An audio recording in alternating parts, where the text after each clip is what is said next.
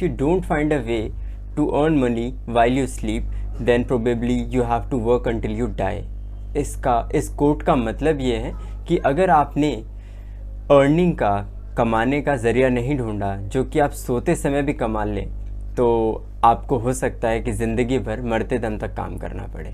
तो ये फिर जो है बेसिकली फोकस करना चाह रहे हैं पैसिव इनकम की तरफ। आई एम श्योर आपने काफ़ी यूट्यूबर्स, काफ़ी सारे इन्फ्लुएंसर्स, काफ़ी सारे लोगों से सुना होगा कि ये पैसिव इनकम क्या चीज़ होती है। बेसिकली पैसिव इनकम एक ऐसा इनकम का सोर्स होता है जिसमें आपको एक्टिवली कोई काम नहीं करना पड़ता। जैसे कि आप जॉब करते हो, जब आप जॉब के लिए जाते हैं तो आप बेसिकली डेली आप उठते हैं 9 बजे के अराउंड, जाते हैं वहाँ पर, फिर 9 to 5 जॉब करते हैं। 9 to 5 जब आप जॉब करते हैं तो आपकी एक अर्निंग होती है और उस अर्निंग को आप जो है महीने के एंड में वो अर्निंग आपके अकाउंट में आ जाती है और उसके बाद आप उससे अपने खर्चे, अपने बिल्स, अपने एक्सपेंसेस सारी चीज़ें पूरी करते हैं, कुछ सेविंग्स भी कर लेते हैं।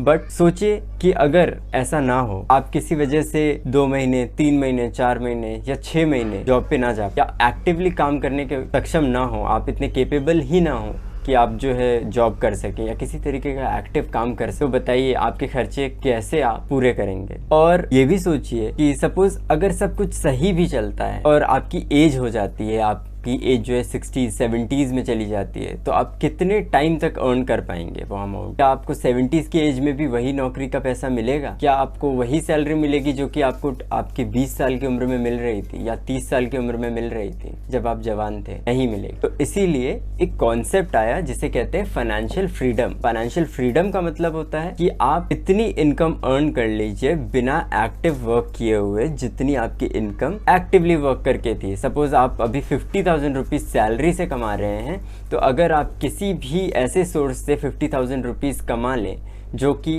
एक्टिव आपकी इन्वॉल्वमेंट नहीं मांगता है, तो आपने एक फाइनेंशियल फ्रीडम अचीव कर लिया है।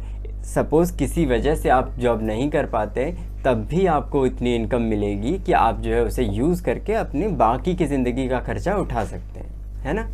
तो सबसे बेस्ट जो कॉन्सेप्ट है ये फाइनेंशियल फ्रीडम का, इस कॉन्सेप्ट को हमें ध्यान में रखना है और कोशिश करनी है कि इसके हिसाब से ही हम काम करें। फाइनेंशियल फ्रीडम के बारे में अगर हम बात कर रहे हैं तो इसको अचीव करने के 2 तरीके हैं। पहला है पैसिव इनकम। पैसिव इनकम में भी 2 तरीके हैं। आप जो है पैसिव इनकम 2 तरीकों से ले सकते। पहली है रेंटल इनकम। रेंटल इनकम यानी आपने किसी प्रॉपर्टी में इन्वेस्ट कर दिया, काफ़ी अच्छी प्रॉपर्टी में, हॉट प्रॉपर्टी में, जो कि आपके लोकेलिटी में हो, जो वेल कनेक्टेड हो, टियर 1 सिटीज, है ना, तो कनेक्टेड हो, हर तरीके से लीगलाइजेशन हो, अथॉरिटाइजेशन मिली हो उसे, तो आपको जो है एक अच्छी प्रॉपर्टी अगर मिल जाती है और उसका रेंट यील्ड भी अच्छा होता है, तो ज़िंदगी में आपको कभी काम नहीं करना पड़ेगा। उसकी अर्निंग से आप ज़िंदगी भर फ्री हो सकते हैं। मतलब उतनी अर्निंग्स तो आपको मिलेगी ही मिलेगी। आप चाहे आपको आपकी जॉब छूट जाए या आपको जॉब लगी रहे, आप मेडिकल एक्सपेंसेस हों या आप पूरी तरीके से हेल्दी हो, स्टिल आपको इनकम मिलेगी। इसी की तरीके से एक और पैसिव इनकम है जिसे हम कहते हैं डिविडेंड। डिविडेंड इनकम बेसिकली एक प्रॉफिट का शेयर होता है जो कि कंपनीज अपने शेयर होल्डर्स को दे, ठीक है। ये आपको एनुअल बेसिस पे मिल सकता है, क्वार्टरली बेसिस पे मिल सकता है। एनुअल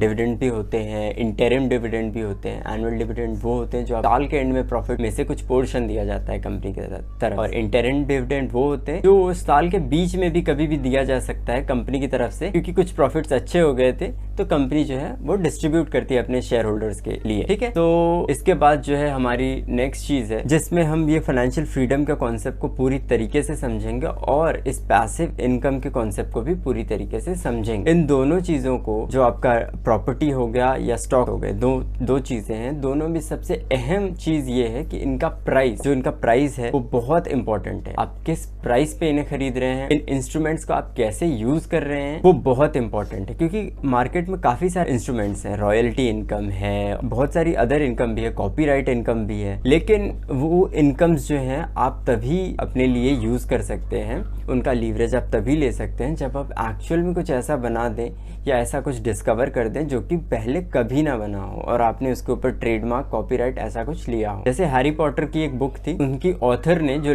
जब लिखा उसे, तो आज भी जब भी वो बुक बिकती है तो उसका एक पोर्शन ऑफ प्रॉफिट जो है उनको मिलता है। तो वो रॉयल्टी इनकम है जो कि उनको ज़िंदगी भर मिलती है, ठीक है। तो अगर आप बुक बना सकते हैं तो वेल एंड गुड है, लेकिन ये श्योरिटी नहीं देगा कि आप ज़िंदगी भर उससे कमाएंगे, ठीक है।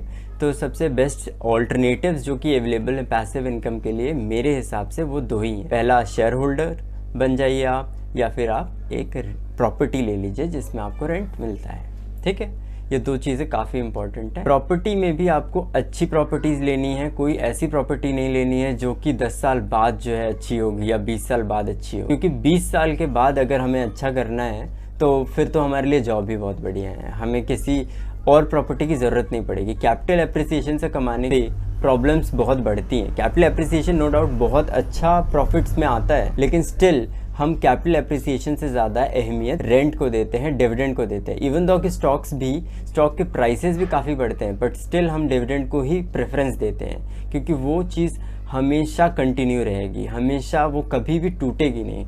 हर साल आपको प्रॉफिट्स मिलेंगे ही मिलेंगे अगर आपने एक अच्छी कंपनी में इन्वेस्ट किया है, फंडामेंटली गुड कंपनी में। टेक्निकली इन्वेस्ट किया है तो ये भी हो सकता है कि आपको प्राइस भी अच्छा मिल जाए। तो ये दोनों चीज़ें काफ़ी इंपॉर्टेंट हो। तो अगर आपको इससे रिलेटेड किसी तरीके का कोई भी क्वेश्चन है कि आप इस चीज़ को कैसे अचीव करेंगे, किसी भी तरीके का डाउट होता है फाइनेंशियल फ्रीडम से रिलेटेड और पैसिव इनकम से रिलेटेड, तो आप मुझे कमेंट डाउन कर सकते हैं।